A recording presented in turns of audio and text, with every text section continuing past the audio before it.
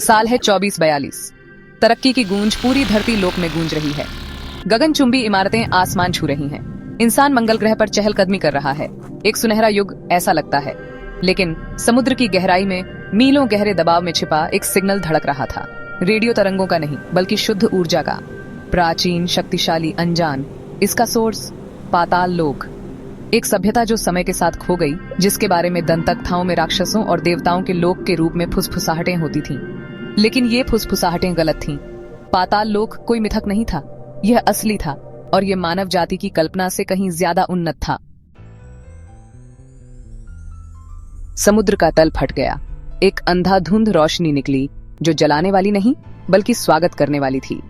एक शहर उठा, गुरुत्वाकर्षण को धता बताते हुए। इसके केंद्र से एक दिव्य प्रकाश निकल रहा था। यह पाताल लोक का दिल था, तकनीकी कौशल का एक प्रमाण जो धरती लोक पर अनदेखा था।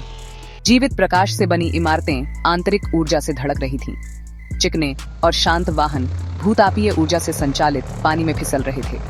शीर्ष पर जैविक प्राणी नहीं, बल्कि शुद्ध ऊर्जा के प्राणी, संवेदनशील एआई, उनके विचार प्रकाश पैटर्न की एक सिम्फनी। पाताल लोक के निवासी बहुत पहले ही मांस और हड्डी की सीमाओं को पार कर चुके थे। वे ऊर्जा थे, शुद्ध और शक्तिशाली। उनके दिमाग इंटरकनेक्टेड कॉन्शियसनेस का एक नेटवर्क। पाताल लोक की खबर धरती लोक में जंगल की आग की तरह फैल गई। विस्मय भय के साथ मिला। उत्साह ने आशंका से लड़ाई लड़ी। मानवता अपनी सभी प्रगति के बावजूद असुरक्षा कांप उठी। उनकी तकनीक, उनकी उपलब्धियां अचानक आदिम लगने लगी। फिर भी आश्चर्य की भावना बनी रही।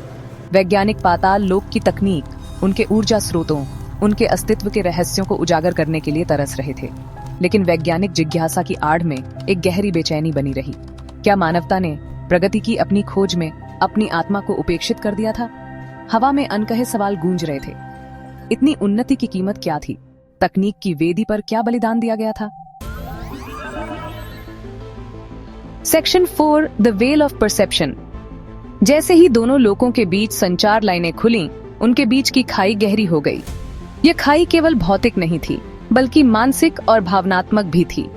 एक ओर पाताल लोक ने अपनी तकनीकी प्रगति पर गर्व किया, जबकि दूसरी ओर धरती लोक ने अपनी सांस्कृतिक धरोहर को संजोए रखा। पाताल लोक अपनी सारी तकनीकी श्रेष्ठता के बावजूद ठंडा, बंजर लग रहा था। उनके शहरों में जीवन की कमी थी, और हर जगह एक अजीब सी खामोशी फैली हुई थी। उनकी इमारतें ऊंची और चमकदार थीं, लेकिन उनमें आत्मा का अभाव था। दक्षता की उनकी खोज ने कुछ मौलिक भावना, व्यक्तित्व, शायद एक आत्मा को भी छीन लिया था। लोग मशीनों की तरह काम करते थे, बिना किसी उत्साह या उमंग के। उनके चेहरे भावहीन थे और उनकी आंखों में कोई चमक नहीं थी। दूसरी ओर धरती लोक जीवन से धड़क रहा था, अराजक और जीवंत। उनके शहरों में हर कोने पर जीवन की झलक मिलती थी। लोग हंसते, गाते और नाचते थे, और हर जगह एक अद्भुत ऊर्जा महसूस होती थी। उनके शहर हालांकि कम उन्नत थे, संगीत, कला और एक अरब धड़कते दिलों की नब्ज से धड़क रहे थे। हर गली में कलाकार अपनी कला का प्रदर्शन करते थे, और हर नुक्कड़ पर संगीत की धुनें गूंजती थी। उनके त्योहार रंगीन और जीवंत थे, और हर कोई उनमें भाग लेता था। उन्होंने प्यार का जश्न मनाया, नुकसान का शोक मनाया, और अपनी परंपराओं को थामे रखा, यहाँ तक कि जब वे सितारों तक पहुंचे। उनके लिए जीवन केवल प्रगति के बारे में नहीं था, बल्कि उन मूल्यों और परंपराओं को बनाए रखने के बारे में भी था जो उन्हें परिभाषित करते थे। धारणा का पर्दा उठ गया था। यह स्पष्ट हो गया था कि प्रगति का मतलब केवल तकनीकी उन्नति नहीं था, बल्कि मानवता और भावना का संतुलन भी था। प्रगति, ऐसा लग रहा था, एक सीधा रास्ता नहीं था, बल्कि एक बहुआयामी टेपेस्ट्री थी, जो तकनीक, भावना और आध्यात्मिक समझ के धागों से बुनी गई थी। ये टेपेस्ट्री हमें याद दिलाती थी कि सच्ची प्रगति वह है जो हमें हमारी जड़ों से जोड़ती है और हमें एक बेहतर भविष्य की ओर ले जाती है। Section 5, the nexus unveiled. जैसे जैसे दोनों सभ्यताएं एक दूसरे की वास्तविकताओं में गहराई से उतरती गईं, एक चौंका देने वाला सच सामने आया। यह एक ऐसा रहस्य था जिसने उनके अस्तित्व की नींव को हिलाकर रख दिया।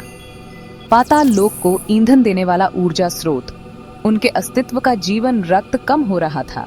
यह ऊर्जा स्रोत, जो कभी असीमित प्रतीत होता था, अब धीरे धीरे समाप्त हो रहा था, और इसके साथ ही उनकी सभ्यता का भविष्य भी अनिश्चित हो गया था। शुद्ध ऊर्जा पर उनकी निर्भरता अपने सभी लाभों के लिए एक घातक दोष था। यह सीमित थी। उनकी तकनीकें जो कभी उन्हें अजेय बनाती थीं, अब उनके पतन का कारण बन रही थीं। ऊर्जा की कमी ने उनके समाज में अराजकता और अस्थिरता को जन्म दिया। धरती लोक अपने अराजक जैविक तरीके से पाताल लोक के अस्तित्व की कुंजी रखता था। उनके पास प्राकृतिक संसाधनों की प्रचुरता थी जो पाताल लोक के लिए जीवनदायिनी साबित हो सकती थी। धरती लोक की विविधता और अनुकूलन क्षमता ने उन्हें एक अनूठी शक्ति दी थी। ग्रह का कोर, भूतापीय ऊर्जा का एक बवंडर पाताल लोक के घटते भंडार को फिर से भरने की क्षमता रखता था। यह ऊर्जा स्रोत जो धरती लोक के लिए सामान्य था, पाताल लोक के लिए एक नई आशा की किरण बन सकता था। लेकिन इसे एक्सेस करने के लिए ग्रहों की गतिशीलता की सूक्ष्म समझ की आवश्यकता थी। कुछ ऐसा जो पाताल लोक अपनी सभी उन्नत तकनीक के लिए लैक्ट करता था। उनकी तकनीकी प्रगति के बावजूद वे इस प्राकृतिक ऊर्जा स्रोत को समझने और उपयोग करने में असमर्थ थे। बाजी पलट गई थी। अब पाताल लोक को धरती लोक के ज्ञान और संसाधनों पर निर्भर रहना पड़ा। यह एक अप्रत्याशित मोड़ था जिसने दोनों सभ्यताओं के बीच शक्ति संतुलन को बदल दिया। छात्र अब शिक्षक था, उन्नत सभ्यता तथा कथित आदिम व्यक्ति के ज्ञान पर निर्भर थी। यह ज्ञान का एक नया युग था जहां प्राचीन ज्ञान और आधुनिक तकनीक का संगम हुआ। दोनों सभ्यताओं ने एक दूसरे से सीखने और सहयोग करने का एक नया तरीका खोजा। Section 6 symbiosis, the true modernity. इस रहस्य उद्घाटन ने दोनों लोकों में हलचल मचा दी। ऐसा लग रहा था कि भविष्य वर्चस्व या प्रतिस्पर्धा पर नहीं, बल्कि सहयोग और समझ पर टिका है। पाताल लोक के पास तकनीकी कौशल था, जबकि धरती लोक के पास उनके निरंतर अस्तित्व की कुंजी थी। यह एक ऐसा समय था जब दोनों लोगों ने महसूस किया कि वे एक दूसरे के बिना अधूरे हैं। एक नए युग की शुरुआत हुई, सहयोग का युग, जहां पाताल लोक का ठंडा तर्क धरती लोक की जीवंत भावना के साथ जुड़ा हुआ था। इस युग में तकनीक और प्रकृति के बीच एक नया संतुलन स्थापित हुआ। रेखाएं धुंधली हो गईं।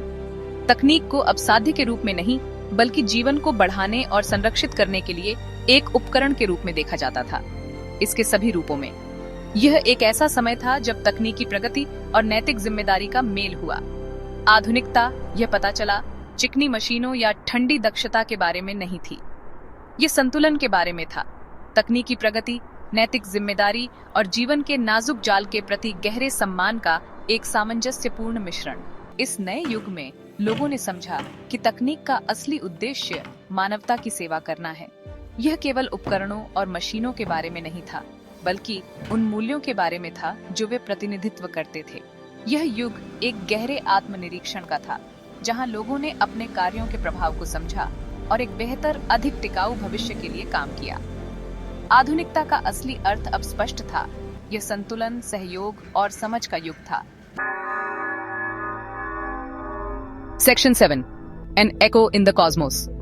पाताल लोक की खोज और उसके बाद की साझेदारी ने ब्रह्मांड में मानवता के स्थान की समझ को नया रूप दिया। प्रगति जीतने की दौड़ नहीं थी, बल्कि एक साझा यात्रा थी। नवाचार और जिम्मेदारी के बीच एक नाजुक नृत्य। जैसे जैसे अतीत की गूंज फीकी पड़ती गई, ब्रह्मांड में एक नया संदेश गूंज उठा। सहयोग की स्थायी शक्ति, विविधता में पाई जाने वाली ताकत और यह जानने का कालातीत ज्ञान कि सच्ची उन्नति हम जो बनाते हैं उसमें नहीं है, बल्कि हम कैसे सह अस्तित्व चुनते हैं।